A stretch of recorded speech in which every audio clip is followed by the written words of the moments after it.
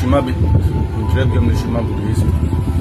רוב האנשים נושמים נשימות קצרות ורדודות. זה דומה מאוד לאכילת ג'אנק פוד. זה לא מזין ולא מחייב. לעומת זאת, נשימה עמוקה ואיטית בתוך חלל הבטן.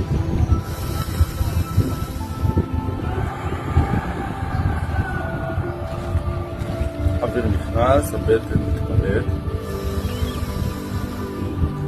אוויר יוצא, הבטן נכנס לפנימה. זה מאפשר לגוף לקבל אוויר באיכות גבוהה. אחד היתרונות של הנשימה הזאת היא הפחתה בלחץ, שוב הדעת והרגשה של שלווה. פשוט לשבת על כיסא או לשכב, להניח את היד על הבטן, לנשום נשימה עמוקה,